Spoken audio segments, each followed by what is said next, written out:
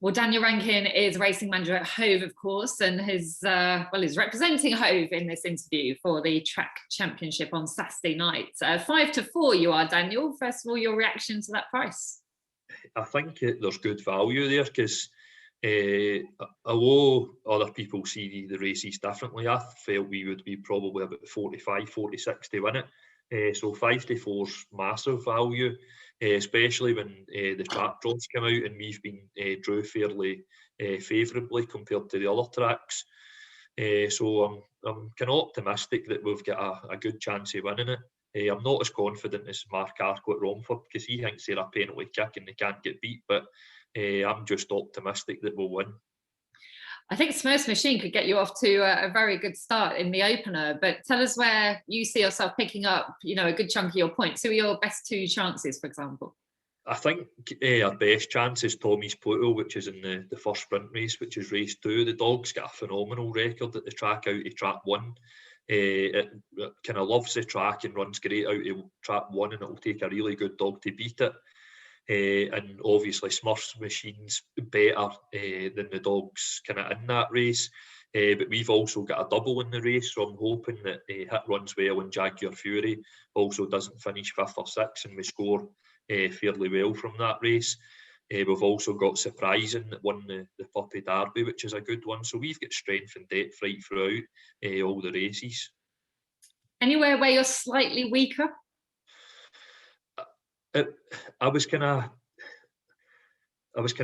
worried about the staying races probably about 6 to 8 weeks ago. But since we started the kind of 6-bend graded races, trainers have been starting to get stayers. So slowly but surely we started to see ones coming through. And Derek Knight had a bitch that looked fairly good when she was trialling in Piercedown Dove. I'm sure she's got a 28.66 Runena Scorphy for the 525, but she stays, and that's a phenomenal run for a stayer. But she popped into season, so it was touch and go whether she would be back in time. But Derek's got her firing, and she was unlucky in her 695 race. But for me, she looks a marathon runner. And the same with Slippy Eva that's been flying through the grades over the 6 bends. So what was a position that I felt was a weakness for us, I now think it's a strength. So I don't think we're weak anywhere.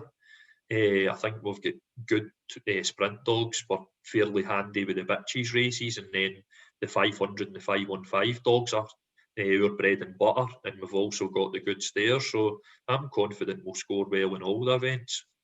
It sounds like if you haven't already, you might be getting a bit of money on this.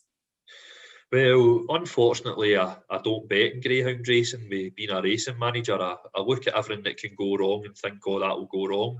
And you don't bet at your own track, etc. So I wouldn't bet it myself, but I certainly wouldn't put people off betting Hove, especially at 5-4.